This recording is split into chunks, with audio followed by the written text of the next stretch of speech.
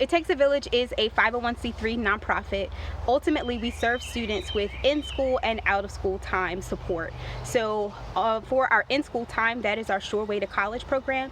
In many ways, we kind of help students prepare for what life is going to be after they graduate high school. So we do college and career prep, but we also just help them build life skills, help them identify what their values are so that they're building a life that's congruent with who they want to be in a complete way. But we also do work with students in out-of-school time. So we have an after-school program where we meet with students Monday through Friday for 3 hours a day. During that time, they receive academic support, help with their homework.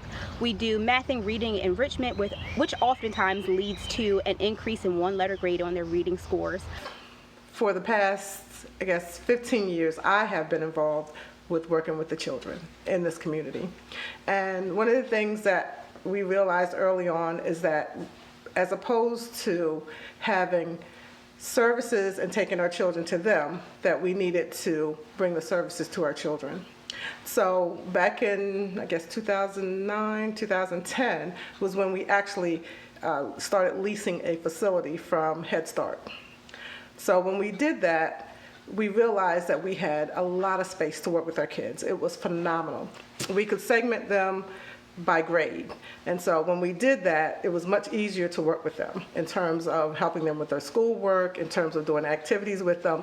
We could do age-appropriate things with each of our kids. And so back in 2012, when we were hit by Hurricane Sandy, we were out of that building for about 3 months, and we were devastated. Our families were devastated, our kids were. We could no longer be there for them every day. But at that point, we realized we needed another space. So we were able to secure this small bank building and turn that into something usable, but definitely not adequate. So there was a big difference. So what we realized is that it's nice to have a space to work with them, but it has to be the right space. I believe the new space would be such a blessing to these children because right now they're cramped in these classrooms. There's really no room for them to really be their true selves and express themselves. When we had the old building, I wasn't here for it, but just the stories that the children gave of how excited they were to have that space and able to do more and have a stage and have a gym and able to play outside. Because right now we're in front of a road, so it's not really a lot of room for them to play and enjoy themselves. So I think it would be like such an amazing experience for them. I have a question for you guys. What does the village mean to you? It means love. Why does it mean love? Because if people go together to make friends.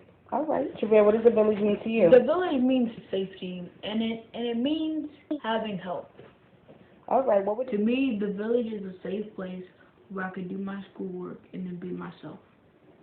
And what would it mean to you if the village got a bigger building with more classrooms and a playground where you guys could play outside? That would be great.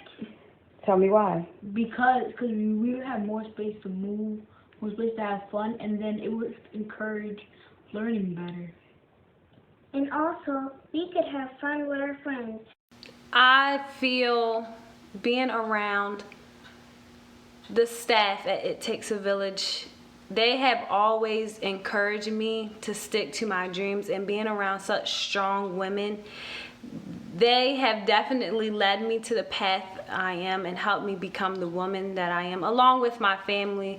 But to see how committed they are to the students made me want to go harder for my students. So of course the staff in It Takes a Village has encouraged me to stick on that path to become an educator.